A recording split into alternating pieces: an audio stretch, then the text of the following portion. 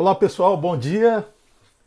Um bom dia todo especial aos que neste momento estão se juntando a nós para mais um bate-papo, sempre voltado para um tema importante, ligado de uma forma ou de outra à cadeia produtiva do agronegócio caju.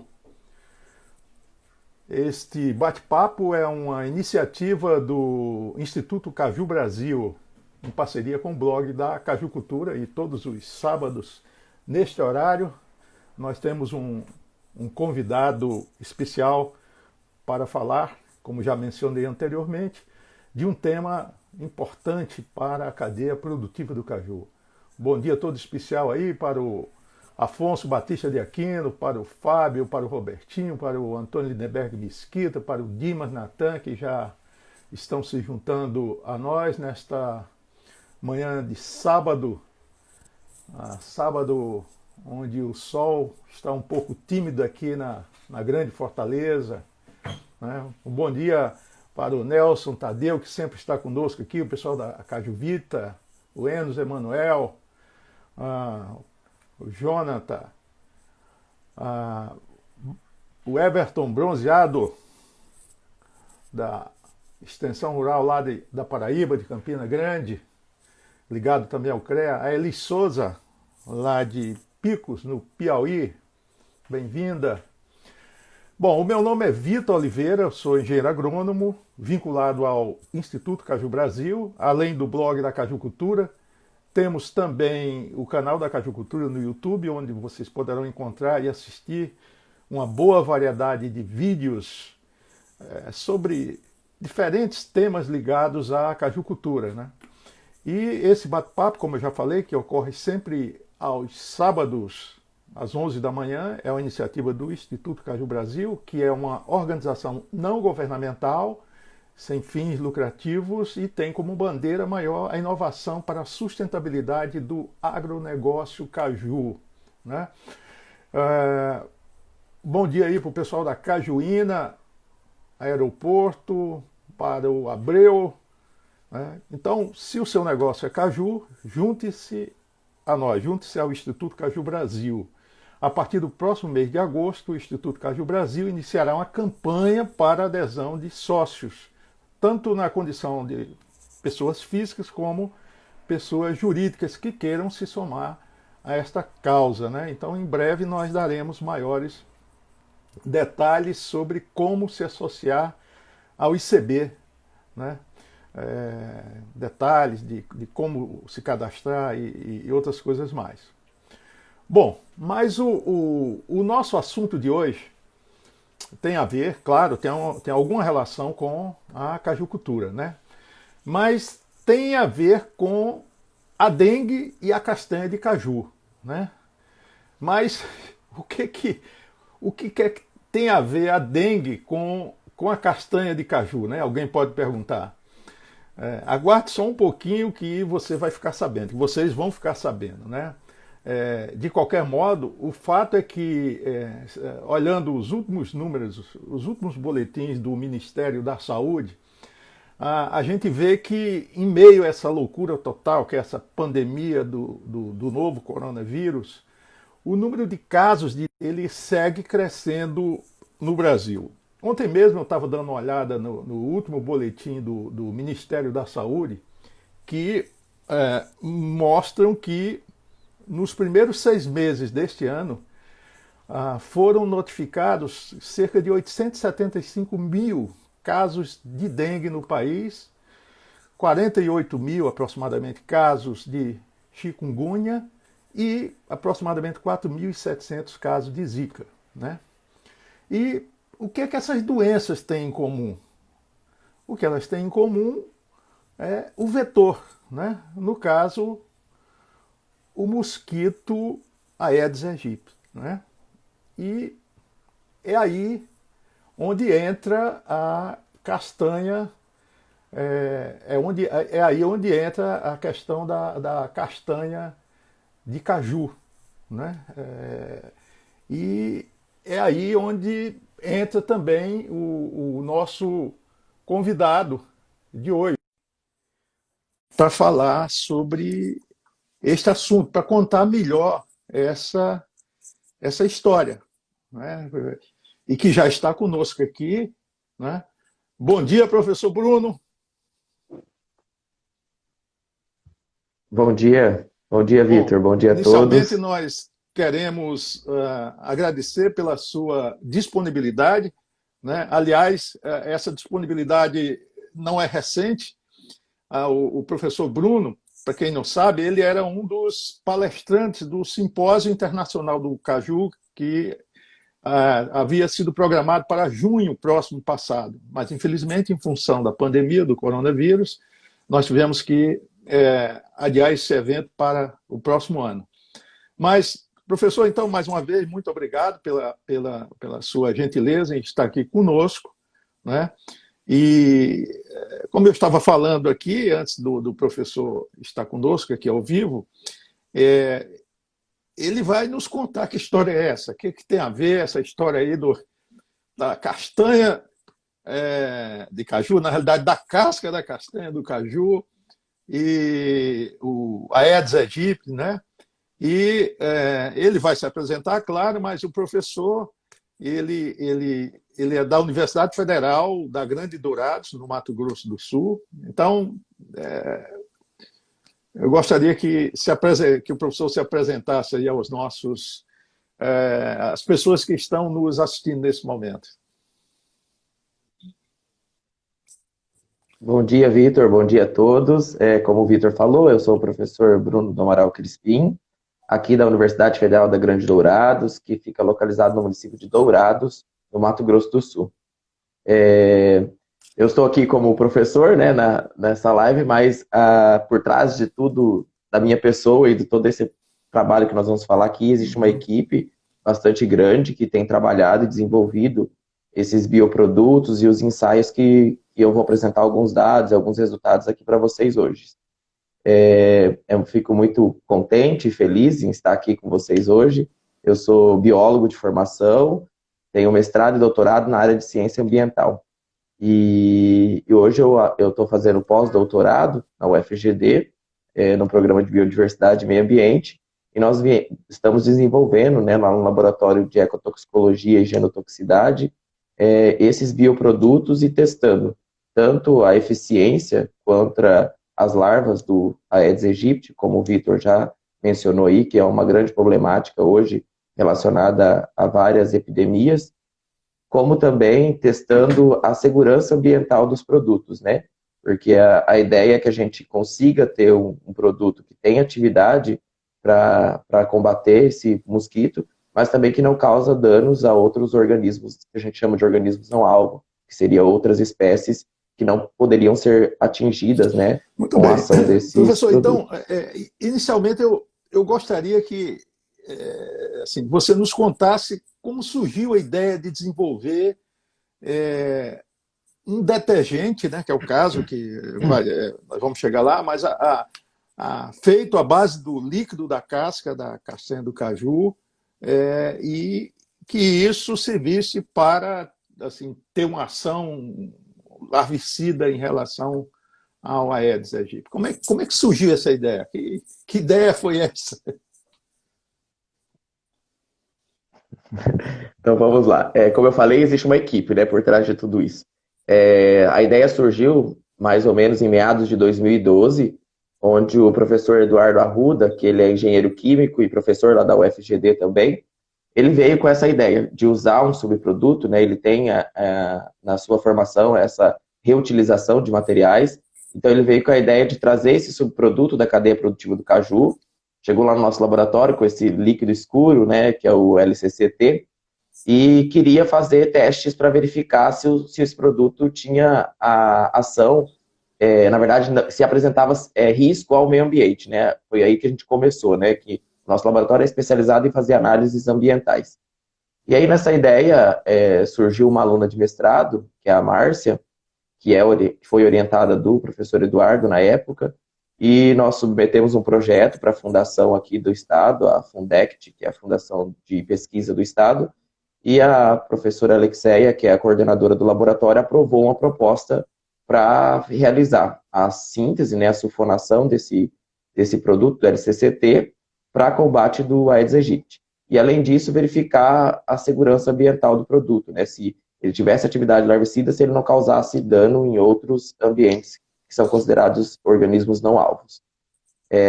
Então, tudo surgiu por aí, com a ideia do professor Eduardo, ele é o mentor principal da proposta. Nós patenteamos essa primeira proposta da sulfonação do produto e também já patenteamos essa segunda proposta. Então, qual que era a ideia inicial do trabalho? Era fazer uma modificação química no LCCT e deixar bem claro aqui para os ouvintes que existem dois grandes produtos, né, que são gerados à base do líquido da casca da castanha do caju. Quando a casca do caju ela passa por um processo de extração orgânica, por exemplo, com etanol ou com outro componente químico orgânico, ele libera o que a gente chama de LCC, que é o líquido da castanha do caju natural, que é aquele extraído a partir de solventes orgânicos. Já durante o processo de tostagem da castanha na indústria, o que é liberado é o LCCT, que é o líquido da casca da castanha do caju técnico, que é uma extração por técnica de aquecimento. Então, a indústria, quando vai fazer a tostagem da castanha, ela aquece o produto a 180 até 220 graus, e durante esse processo de tostagem é liberado esse líquido, que é um líquido escuro e é um óleo, né? Então, qual que era a ideia? A gente já viu que na literatura tinha alguns trabalhos que relatavam a atividade larvicida do LCCT, só que uma grande dificuldade como eu falei para vocês, ele é um óleo. E grande parte do mosquito, a parte de ovo e de larva, ele está na água. Então, como colocar esse óleo para agir na água, né, para poder estar nesses criadouros? Então, a ideia do Eduardo foi fazer uma modificação química para tornar esse produto solúvel, né, facilitar a solubilidade. Então, quando foi feita essa sulfonação, que seria a transformação desse LCCT em um outro produto, que é o LCCT sulfonato, e esse LCCT sulfonato ele tornou-se solúvel, nós tivemos um grande problema. O produto não perdeu atividade. Então, antes, só o LCCT, quando a gente conseguia diluir ele em água, ele tinha atividade com as larvas. Quando a gente transformou esse produto em sulfonato, ele perdeu totalmente a atividade. Então, ele se tornou solúvel, mas não tinha mais ação contra as larvas. Desculpa, e aí, porque o alvo era pode falar. Obter um detergente, na realidade. Né? Ter um detergente. Isso, o alvo sempre foi obter um detergente que seria um produto multifuncional, onde a dona de casa mesmo iria auxiliar no processo de controle desse mosquito. Perfeito. Né, desse grande problema desse teve vetor. uma questão que o professor falou pouquinho atrás ainda, que é muito bom a gente deixar muito claro para quem está nos assistindo, e, aliás, sempre surgem muitas dúvidas em relação ao LCC e ao LCCT. Né? Porque muita gente assim, faz algumas receitas caseiras para usar como inseticida, às vezes até querendo usar com ação fungicida, e é bom que fique muito claro isso que o professor falou, né? Existem dois tipos de LCC. Porque a composição química dos dois produtos são bem diferentes, né? Quando é extraído o LCC, o composto majoritário é o ácido anacárdico, né? Que tem cerca de 70% de ácido anacárdico no LCC. Agora, quando a gente extrai o LCCT, devido ao processo de aquecimento, esse ácido anacárdico se transforma em cardanol. E aí o que a gente tem de majoritário no LCCT é o cardanol. E acreditamos que ele seja o principal precursor para ter atividade. Mas, professor, desculpe, eu terminei interrompendo, a gente vinha falando aí sobre a questão do detergente, né? Que o detergente, ele está falando, quando sulfonava, ele perdia a ação a atividade larvicida, não é isso? Atividade. Então... Isso. E aí, uma forma da gente pensar em continuar, vamos dizer, com a proposta, né? O Eduardo pensou em misturar o LCCT, que é o líquido da castanha do caju, com esse sulfonato. Porque, como eu falei, o sulfonato se tornou solúvel, né? Só que ele perdeu a atividade. E aí, que a gente chama de ação surfactante, que é essa ação de detergência que tem o detergente. Então, misturou-se o LCCT com o sulfonato e se transformou numa emulsão. Essa emulsão voltou a ter atividade novamente, só que necessitaria de uma concentração alta dessa emulsão para poder combater o mosquito. Então, ela tinha atividade biológica, tinha facilidade na ação do mosquito, né? Mas precisaria de uma grande quantidade de produto para poder começar a matar essas larvas. Então, a gente encerrou essa primeira etapa do projeto, a Márcia defendeu a dissertação de mestrado dela, o trabalho foi publicado recentemente, agora numa revista internacional, onde a gente relata todas as informações, né, tanto do LCCT, do sulfonato e dessa emulsão do produto. Mas a história não parou por aí, né? O Eduardo sempre questionando em ter novas conexões, e o Eduardo sempre gosta de fazer coisas relacionadas à simplicidade, né? Então, tornar o produto mais simples. Outro grande problema do LCCT sulfonato é a dificuldade em obter essa sulfonação. São horas de síntese, a gente brinca lá no laboratório que a gente fica madrugadas fazendo síntese para poder ter esse tempo, para poder obter uma grande quantidade do produto. Então, cada síntese dura em torno de 6 horas, necessita de materiais bastante delicados e rebuscados para poder realizar esses ensaios. Então, a gente acabou desistindo um pouco de fazer esse processo de sulfonação do produto. Por mais que tenha atividade e tenha o potencial de detergência, a gente achou que, em termos de custo, ia ser muito alto, no caso, se for produzir em larga escala. E aí a gente decidiu criar novos bioprodutos, que é esse que realmente são os promissores agora, vamos dizer assim. Então, a gente decidiu simplificar a ideia, em vez de transformar o produto, a gente está realizando neutralizações no LCCT, porque devido a essa grande quantidade de cardanol do produto, ele se torna muito ácido. E aí a gente está neutralizando para um pH em torno de 7, 8, para poder tornar o produto solúvel e com atividade biológica. E aí essa proposta agora, que nós estamos criando 5 bioprodutos, ele apresenta esse potencial detergência, né, esse potencial surfactante, de uma maneira muito mais simplificada. Então, em coisas de horas, no máximo, a gente consegue, 1 ou 2 horas, a gente consegue fazer essa neutralização do produto e apresenta uma alta toxicidade, muito maior do que o LCCT convencional. Isso, né, certamente vai ter implicações, certamente, né, em relação ao custo desse produto, né, que era uma próxima questão que eu iria fazer. Assim, se vocês chegaram a calcular ou avaliar os custos desse coproduto, desse bioproduto, em relação aos detergentes convencionais? Então, a gente até submeteu uma proposta para um edital do CNPq, mas não tivemos aprovação, que a gente realmente fez essa questão de custo, né, para verificar o quanto isso iria custar, que também é muito interessante. Como eu venho relatando desde o início, nós estamos reutilizando um subproduto da cadeia produtiva. Então, nós estamos pegando um produto que já está sendo produzido em larga escala pela indústria do caju para dar um fim de atividade larvicida, né? Então, já é um custo baixo, né? Porque a indústria já produz e ela não vende isso por um valor muito alto.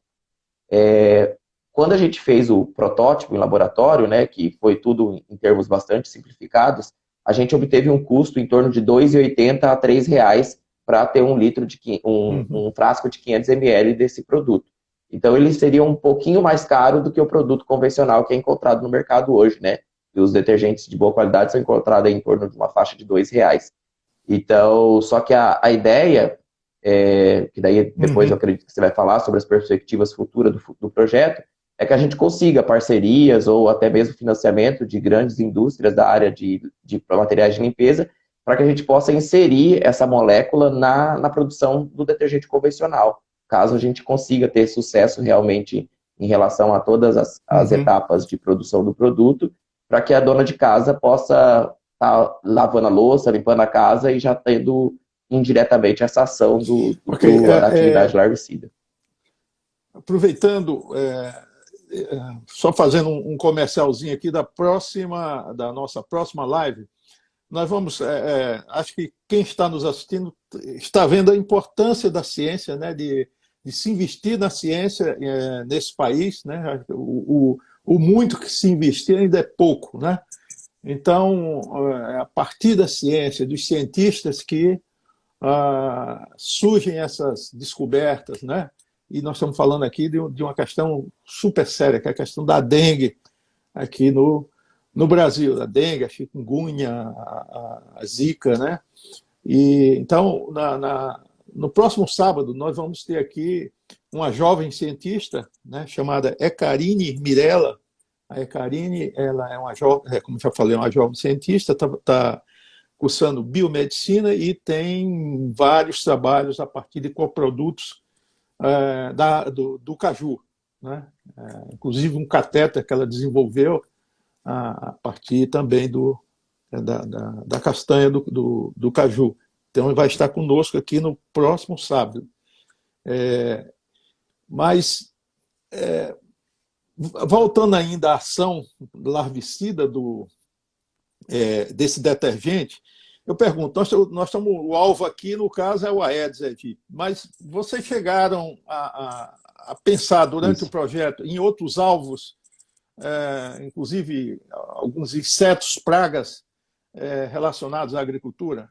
A minha pergunta vai muito no sentido de que a gente tem visto, né, como até mencionei ainda há pouco, muitas receitas, algumas receitas caseiras, onde se usa o LCC para o controle de praga X, praga Y. Vocês chegaram a pensar em outros alvos além do Aedes?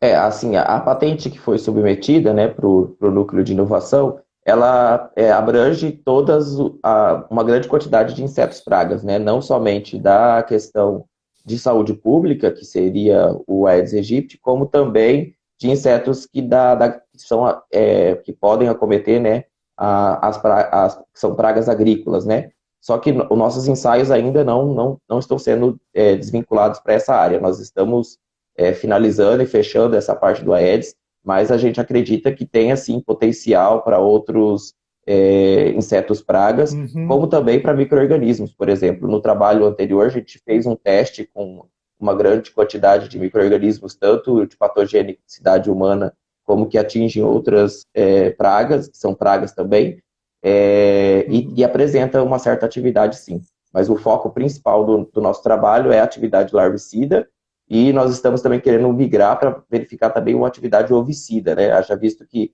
se a gente conseguir combater o mosquito até mesmo antes de se tornar em larva ou mosquito, seria muito melhor ainda. Você falou em micro-organismo e eu me lembrei, existem algumas doenças hoje que têm como agentes causais alguns fungos, é o caso do oídio, por exemplo, que hoje é talvez em termos de doença da cultura do cajueiro, é a que possui maior expressão sobre o ponto de vista de dano econômico, né, à cajucultura.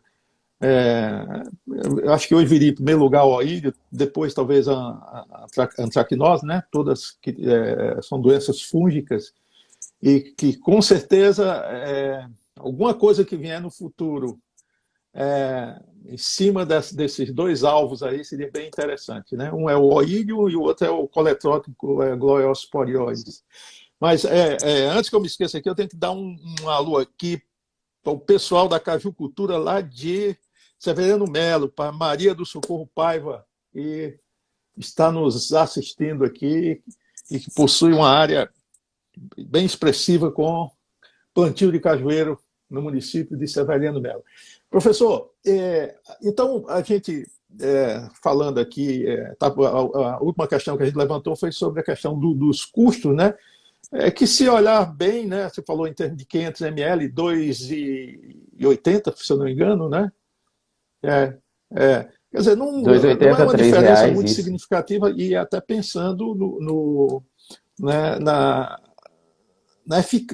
vamos dizer assim, no alvo que está se querendo atingir, né? Agora, vocês chegaram a avaliar a questão Sim. de eficácia do produto no combate às larvas, né? Assim, em termos de percentual de controle, em termos de, inclusive, dosagem, de tempo, em quanto tempo esse produto ele leva para matar essas larvas? Existe dados nesse sentido? Sim, então, como eu falei lá, nós temos 5 bioprodutos. Por que a importância também de ter esses vários produtos, né? Não sei se todos sabem, mas o mosquito ele adquire uma resistência muito facilitada, né? Os insetos, na verdade, de maneira geral, eles se tornam resistentes muito fácil. E o Aedes aegypti muito mais, ele tem uma alta plasticidade, então vários larvicidas, inseticidas que já estão sendo estudados ou que já foram alvos, né, para que combatiam esse mosquito, hoje já não tem ação mais. Então, a ideia também de ter esses 5 bioprodutos é para poder driblar essa ação da resistência do mosquito ou das larvas a esses bioinseticidas. Em relação à eficiência, nós temos produtos, desses 5 bioprodutos, temos produtos que matam em torno de 2 miligramas por litro, então é uma dosagem bem baixa, e até no máximo 5 miligramas. Então, a faixa de letalidade dessas larvas é de 2 a 5 miligramas. Nós fizemos um teste avaliando 10 miligramas por litro de todos os produtos e a gente verificou que, no máximo, em 3 horas, vários desses produtos já têm atividade de 100% de mortalidade das larvas.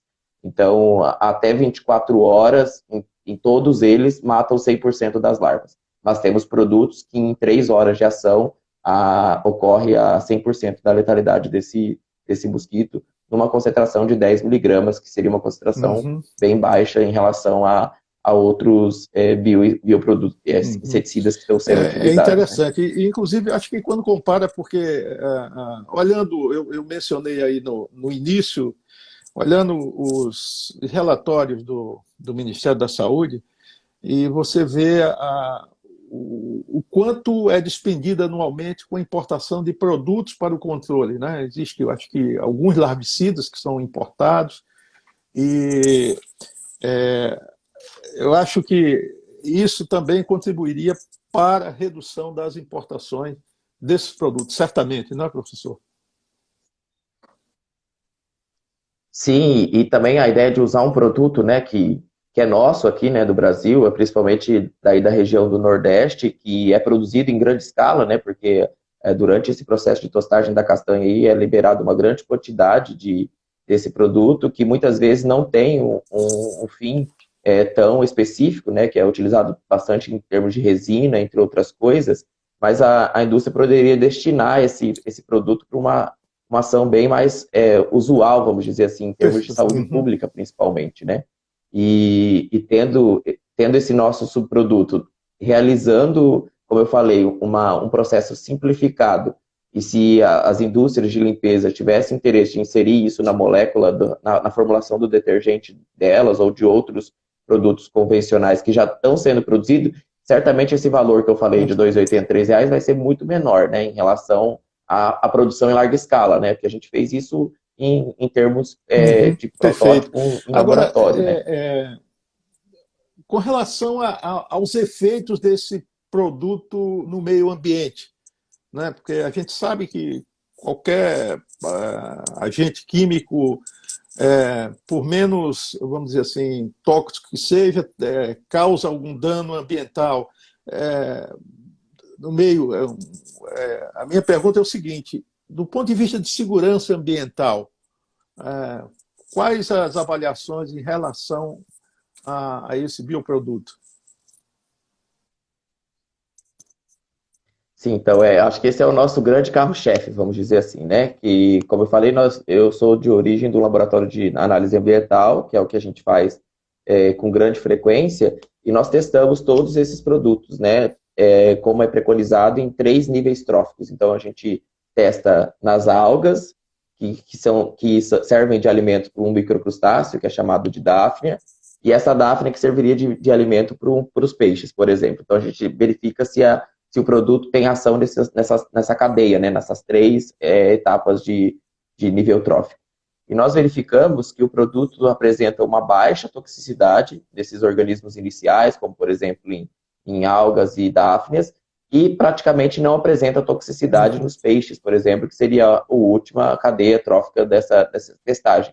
Para vocês terem noção, como eu falei, a gente iria utilizar esse produto em torno de 10 miligramas por litro, né, na formulação, para poder ter uma ação de eficácia, né, contra as larvas. Para começar a causar letalidade em peixes, a gente precisaria tem produtos que a gente precisaria de em torno de 500 miligramas do produto para começar a ter ação para esses outros organismos. Então, em termos de segurança ambiental, a gente considera que o produto é bastante seguro, principalmente quando comparado com os outros larvicidas e inseticidas já utilizados atualmente no combate, né, dessa endemia, que apresentam, muitos deles, alta toxicidade. Excelente, para organismos muito não bom. altos. Agora, nós já estamos passando aqui chegando à primeira metade do nosso bate-papo, né? Mas eu vou fazer mais uma pergunta. Já tem várias perguntas aqui que nos chegaram. Quais os próximos passos? Eu vi que você já falou sobre a questão de patentes, né? Já tem duas, se eu não me engano, 2 ou 3 patentes foram requeridas, não é isso? Em termos de parceria com a iniciativa privada, já existe alguma empresa interessada na inserção desse princípio ativo nos detergentes convencionais? Então, em termos de perspectivas futuras, como eu falei, a gente nós já realizamos todos os ensaios laboratoriais preconizados pela Organização Mundial da Saúde para atividade larvicida. Inclusive, fizemos até um pouco além, né, que a Organização Mundial da Saúde, ela preconiza que os ensaios de atividade larvicida sejam realizadas com uma linhagem específica de Aedes, né, que é aquela produzida em laboratório, que é a linhagem conhecida como Rockefeller. Essa linhagem, ela já é suscetível, ou seja, ela é sensível a todos os pesticidas, porque ela nunca entrou em contato com pesticida antes, né? Ela só é produzida no laboratório, isenta desses efeitos. Então, nós fizemos todos os ensaios, como são preconizados, verificamos a atividade larvicida, e nós testamos também o produto com larvas de ovos que foram coletadas na população, né? População urbana. Foram coletados no campo da universidade, na cidade de Dourados, que teoricamente já apresentam uma certa resistência a esses inseticidas, né? Porque elas já entraram em contato tanto com os inseticidas quanto com larvicidas. E nós verificamos que existe atividade também para essas larvas. Então, mesmo as larvas resistentes os inseticidas já convencionais ou larvicidas convencionais, o produto ainda continua tendo atividade. E assim, não existe diferença estatística entre a linhagem Rockefeller e as populações urbanas, quer dizer que o produto está agindo de maneira igual, tanto na sensível quanto na possível resistência desses produtos. Já realizamos os ensaios para avaliação da segurança ambiental, que foi esse que eu falei para vocês, que nós testamos nos 3 níveis tróficos, que também são preconizados pela ABNT e pela OECD, que são normativas que regulamentam, no caso, no processo de regulamentação do produto. Então, já foram realizados todos os ensaios, considerando os 5 bioprodutos na formulação convencional. E nós verificamos uma baixa toxicidade nos organismos iniciais e nenhuma toxicidade, por exemplo, nos peixes. Nós estamos na terceira etapa, que seria de avaliar a segurança humana desses produtos, né? Como nós estamos falando desde o início, a ideia é utilizar isso num detergente. Então, eu preciso garantir que a pessoa que vai estar manipulando, sem utilização de EPI, né, porque a gente não lava a louça com frequência com luva, não usamos materiais de proteção individual para fazer a limpeza da casa, normalmente, né? Então, eu preciso ter essa preocupação com as pessoas que vão estar manipulando esse produto, né? Por mais que ele esteja na formulação do detergente convencional, eu preciso saber se esse produto não causa algum dano ou irritação na pele ou algo do tipo. Essa etapa ainda está para ser realizada. Nós conseguimos um recurso de uma frente parlamentar que a gente faz parte aqui do Estado, que é a Frente Parlamentar de Enfrentamento à Tríplice Epidemia, que é a dengue, chikungunya e zika vírus. Nós estamos aguardando a liberação do recurso e acreditamos que com esse recurso a gente consiga viabilizar essa testagem, né, para fazer os ensaios com ratos e células, para verificar se não existe um dano humano nesse produto.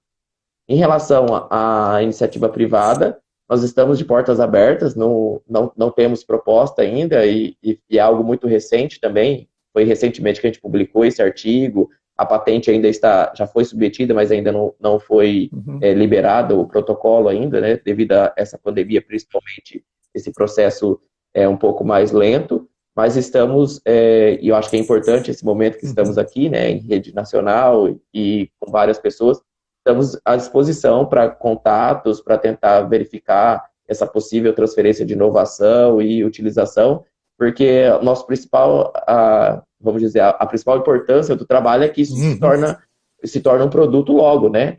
Para realmente agir com ação direta nas residências, né?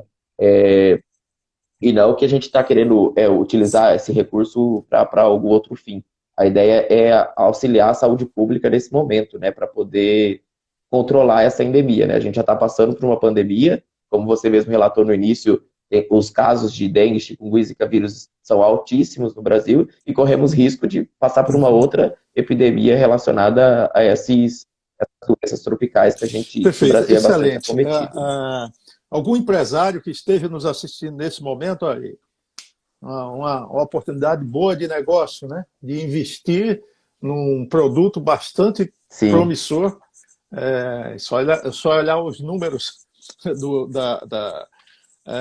Ministério da Saúde em relação aos casos notificados já nesses primeiros 6 meses do ano. Quase 900 mil casos notificados de janeiro a junho, ao final de junho desse ano. Bom, pois não, professor.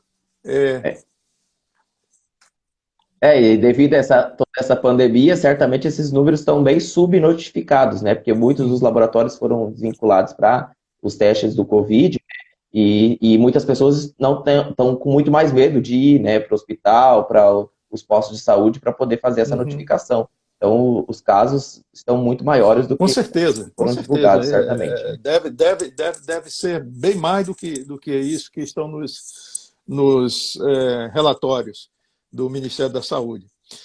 Bom, nós temos já algumas perguntas aqui, né? Antes de começar as perguntas, mais uma vez, enaltecer aqui os nossos produtores e os nossos cajucultores, né? Falar da importância do consumo do caju, riquíssimo em vitamina C, em cálcio, ferro, né?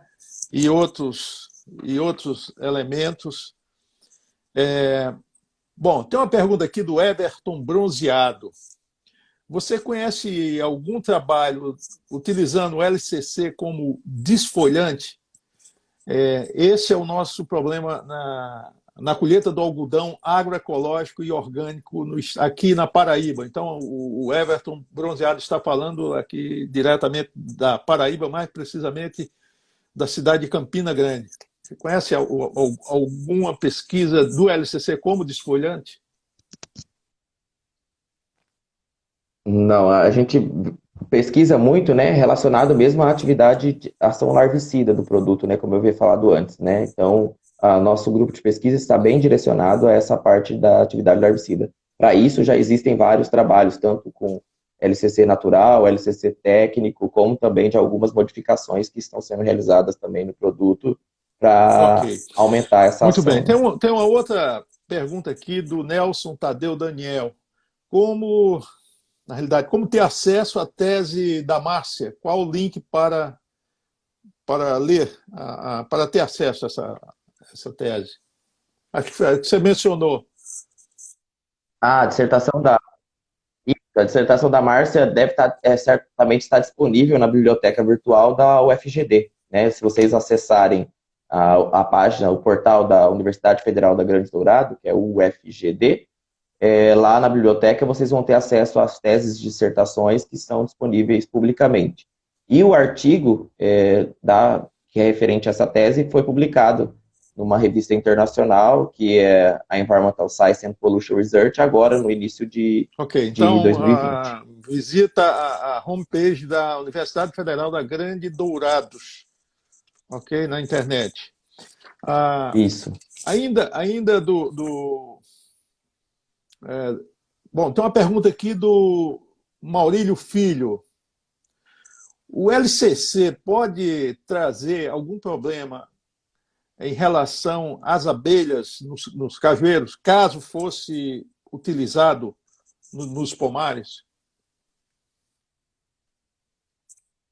Boa pergunta. É um grande problema, né, que a gente enfrenta, principalmente dessas atividades desses inseticidas, né, é a ação indireta com outros organismos não alvos. A ideia, sim, é testar com outros organismos, principalmente polinizadores, para verificar esse efeito. Mas nós não testamos isso em laboratório ainda não. Nós estamos apenas focados na parte de atividade larvicida mesmo do produto contra o Aedes aegypti. Mas é bastante interessante essa ideia de testar com, principalmente, insetos não alvos, que são essenciais, né, E na principalmente no cadeia caso das produtiva. abelhas, que são os principais agentes polinizadores, no caso do cajueiro, né? Mais precisamente as Sim. abelhas do gênero Apis mellifera, né? São as grandes operárias no processo da polinização. Bom, tem ainda, só lembrando aqui, alguém já colocou o link aí para acesso ao artigo que foi mencionado aí, da Márcia, né? Alguém colocou o link, né? Infelizmente não dá para clicar e acessar, mas aí é copiar, né? Bom, tem uma outra pergunta aqui do Everton Bronzeado. O LCC possui boa eficiência em relação ao pulgão. Essa aqui é uma afirmativa do Everton Bronzeado. Ele é extensionista da Emater da Paraíba. O LCC possui uma boa eficiência em relação ao pulgão, lagarta e cochonilha.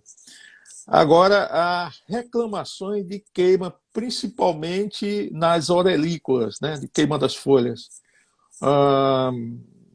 na concentração de 0,5 a 2,5%. Acho que aqui é mais um comentário do Everton em relação à utilização do LCC, porque, como eu falei, algumas pessoas já utilizam assim, de uma forma ainda um pouco empírica, né? Mas não sei se o professor tem conhecimento aí na região do Mato Grosso do Sul da utilização do LCC para o controle de pragas como essa que foram mencionadas aqui, pulgão, lagarta, cochonilhas. Não, eu acho que aqui na nossa região tem alguns pesquisadores de Campo Grande que também realizam os testes larvicidas com o LCC, mas lá eles testam o LCC natural, mas para outros fins de atividade agrícola, acredito que na nossa região não tenha estudos relacionados a isso. Uma pergunta, comentário aqui da Rosemary Matias. O grupo tem conhecimento que já existem patentes como larvicidas para LCC na concentração de 10 miligramas por litro para o Aedes aegypti e publicações com ele aqui em Campo Grande em 2015. Acho que a pergunta está assim um pouco mais... Acho que foi isso mais ou menos que eu comentei agora, né? Então, a gente tem conhecimento, sim, de outros pesquisadores que trabalham com o líquido da casca da castanha do caju, e eles testam, o que a gente tem conhecimento é que eles testam o LCC natural, né? Então, eles fazem a extração pela técnica de extração orgânica do produto, e já verificamos alguns trabalhos com atividade larvicida, tanto do LCC, quanto também tem um professor da UFMS, da Universidade Federal do Mato Grosso do Sul, que eles estão produzindo sabão, né, sabão em barra, utilizando o LCC com o óleo da mamona, e que também apresenta atividade contra a larva do Aedes. Mas o foco principal da nossa proposta, né, é a reutilização de um subproduto.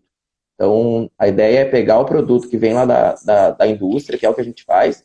Então, nós obtivemos doações de uma indústria aí do Nordeste, aí de Fortaleza, que nos enviou o produto para Dourados. Fizemos os ensaios, tanto com o produto que recebemos, quanto com as modificações químicas que realizamos, e estamos vendendo essa proposta. Então, a ideia é verificarem a ação desse produto utilizando um subproduto da cadeia produtiva do caju, né? Então, temos que tomar cuidado em relação a essas diferenças em relação aos diferentes produtos, né? O bom é a gente nos unirmos, né, e tentarmos fazer produtos que tenham uma ação muito mais eficiente ainda, e estamos abertos a parcerias, tanto de, como eu falei, de iniciativa privada ou de outras universidades que tenham interesse em viabilizar e realizar Perfeito. estudos em parcerias. Esse último comentário que o professor fez é muito importante, principalmente para os cajucultores que estão nos assistindo. Nós participamos de vários grupos de WhatsApp voltados para o assunto caju, e aqui e lá você vem alguma questão, eu posso misturar o enxofre com LCC para o controle do oídio e tal. Então, são coisas que, de fato, não existem ainda pesquisas que comprovem a eficácia desse produto, inclusive a viabilidade de se fazer essas misturas, né? Então, na dúvida, é melhor não fazer, né, professor? Sim, sim, como a gente fala, temos que ter um embasamento científico por trás disso, né? Para que a gente possa, talvez, vocês estão pensando em fazer um bem e pode estar fazendo um mal, né? Tanto para o próprio cajueiro, como também para o meio ambiente, né? Então, temos que tomar bastante cuidado em relação a essas formulações e essas receitas caseiras, né? Que precisam, sim, lógico que eu acho que é muito importante ter essas ideias. Inclusive, acho que essas pessoas que tenham essas ideias procurem pesquisadores e professores de universidades para poder testar esses produtos, né? Porque eu acho que a ciência vem disso, né? Vem de uma ideia que pode ser uma ideia de uma pessoa que não é da área acadêmica, mas que precisa ser testada para verificar esse efeito. Eu acho que essa é a grande importância de nós, pesquisadores e cientistas, diante de uma grande problemática, né? Então, sim, realmente, temos que testar para verificar esses efeitos e essa segurança do produto. E tanto é que, assim, várias pessoas às vezes nos questionam, e quando isso vai chegar no mercado, se é tão bom, por que ainda não saiu, né? É porque realmente precisa desse tempo, né? A gente, como eu falei para vocês, nós testamos a eficiência do LCC técnico, testamos a eficiência das formulações que nós criamos, verificamos a segurança ambiental e agora a gente precisa verificar a segurança humana desses produtos, né? Então, são etapas bastante trabalhosas e morosas, e principalmente agora, em termos de pandemia, a gente está um pouco estagnado em relação a esses ensaios, né? Mas acreditamos que o tão breve a gente consiga, esses ensaios possam ser realizados novamente e prosseguir, para que tão logo a gente consiga estar com o produto aí no mercado. Fica aqui o desafio aí para essas grandes empresas, né? Tem várias, inclusive empresas multinacionais de peso pesado nessa área de agroquímicos, né, voltados para o controle de pragas e doenças na agricultura, né? Eu, particularmente, eu acredito bastante no poder, no potencial, melhor dizendo, do LCC, né? Inclusive até pela diversidade de usos que o próprio LCC tem na indústria, né? Na petroquímica, tá? Até nas artes, né? Só para mostrar aqui, eu estou apontando aqui, isso aqui é uma pintura feita por um artista venezuelano à base do LCC, em tela, pintura em tela. Retratando o caju, inclusive, né? Isso me foi presenteado há alguns anos. Eu fui ministrar um curso naquele país e recebi isso de presente, né? Guardo até hoje. LCC sobre tela. Fantástico.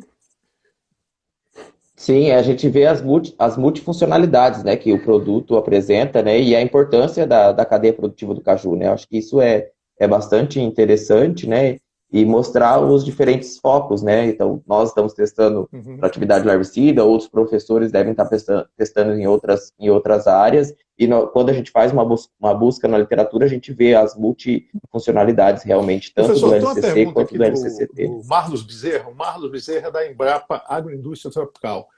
Ele pergunta se você testou isoladamente os constituintes do LCC, né? E para saber quais é que são efetivos desses constituintes. No trabalho da Márcia, naquele que está o link aí, foi testado tanto o LCCT quanto o Cardanol, o Cardol e o metilcardol, se eu não me engano. E a gente verificou que a atividade majoritária, né, do LCCT vem realmente do Cardanol. Mas quando a gente compara, por exemplo, os nossos bioprodutos com esses compostos isolados, que necessitam de uma análise química rebuscada e detalhes para poder fazer esse isolamento, a gente verificou que a atividade dos bioprodutos são até melhores do que os próprios produtos isolados. Realmente, os produtos isolados, em termos do LCCT, se a gente comparar o LCCT com os produtos isolados têm mais atividade. Agora, quando a gente compara os nossos bioprodutos tanto com o LCCT quanto com os produtos isolados, a gente verifica que o nosso produto ainda tem mais atividade, principalmente devido à simplicidade na realização da análise, né, da formulação. Porque para isolar esses produtos precisa de técnicas bastante específicas que tornam custosas, né, essa ação. Ele pergunta se o ácido anacárdico foi testado, já foi testado. Nos nossos trabalhos, não, porque como eu falei, a gente usa o LCCT, né? Então, o LCCT tem uma quantidade baixíssima de ácido anacárdico, né? Porque esse ácido anacárdico é convertido em cardanol.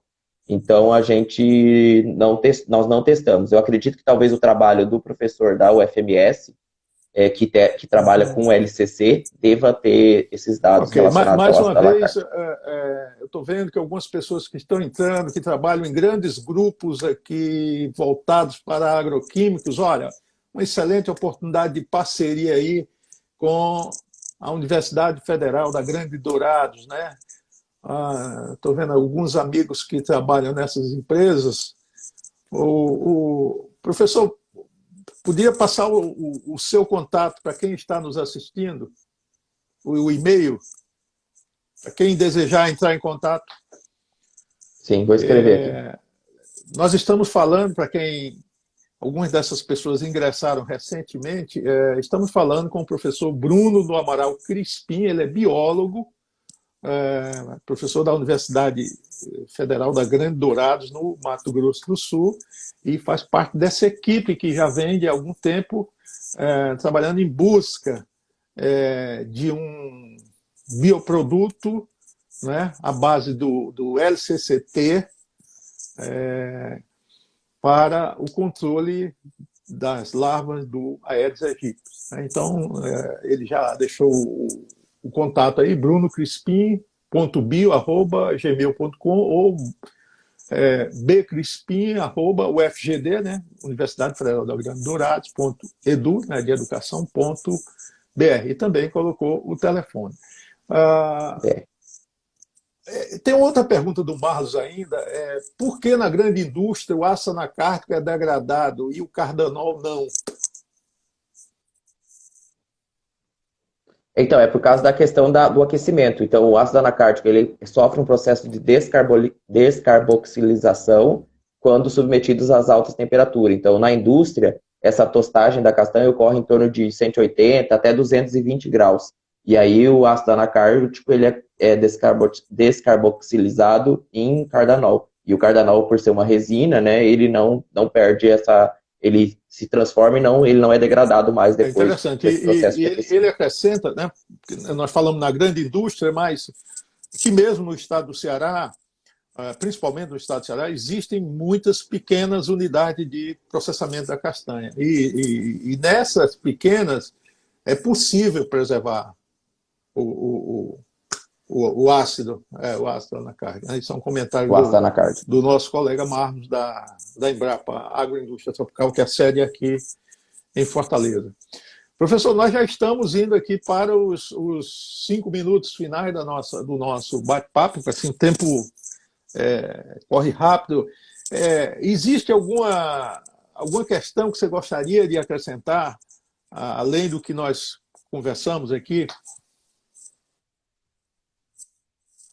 Eu só gostaria de agradecer, Vitor, eu acho que mais uma vez pelo convite, eu acho que é uma oportunidade imensa de nós, como instituição, estarmos aqui, né, num canal bastante importante na cadeia produtiva do caju. Muitos perguntam mesmo o porquê do caju, né, por que a gente foi atrás do caju, acho que isso é bastante interessante. Para vocês aí da região do Nordeste, eu acho que isso é muito mais visível, né, a importância da cadeia produtiva do caju. E nós, depois de que nós começamos a trabalhar, verificamos realmente a importância relacionada a isso. Então, acho que é muito importante, né, o Instituto Caju Brasil, o blog da Caju Cultura, está trazendo esses conhecimentos para a população de maneira geral. Gostaria de agradecer a minha equipe de trabalho, né, que bastante deles estão aí assistindo, o pessoal do Lecogen, que é do Laboratório de Ecotoxicologia e Genotoxicidade, o professor Eduardo Arruda, que é o principal idealizador da proposta e confiou em nós para estar realizando esses ensaios.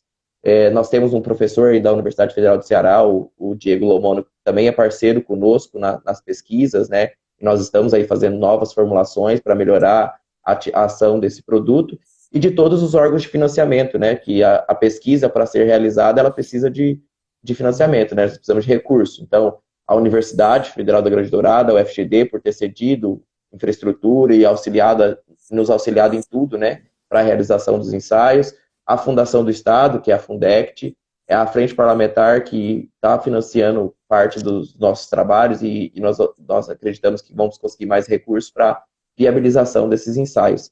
E estamos de portas abertas, né, a universidade sempre está de portas abertas, mesmo agora em momento de pandemia, para receber propostas e até mesmo auxílios de conseguirmos parcerias com outras instituições, outros institutos de pesquisa e até mesmo com a iniciativa privada, para que tão logo a gente consiga ter esse produto aí no mercado, para que as pessoas possam utilizar ele como uma alternativa, né? A ideia é que a gente sabe que a gente precisa de vários produtos, né? Não é querer acabar com os larvicidas ou acabar com os outros sistemas de controle. A ideia é ter mais um no mercado aí para auxiliar nessa grande problemática que é a epidemia aí da dengue, da zika e Ok, da chikungunya. professor, então, assim, os nossos agradecimentos, acho que foi uma verdadeira aula, né, sobre todo o trabalho que vocês estão fazendo, sobre os conceitos, né, em relação a esse produto, as perspectivas bastante promissoras que a gente vê aí pela frente. Vamos torcer para que os recursos cheguem, né? Porque sem recursos não dá para fazer ciência, né? Ciência Sim, não é barato, ciência é caro, né? Mas não é tão caro em relação aos benefícios que, quando faz a relação custo-benefício, a gente vê que, ainda mais em se tratando de um problema grande como é a questão da dengue, da chikungunya, da zika e outras mais, né?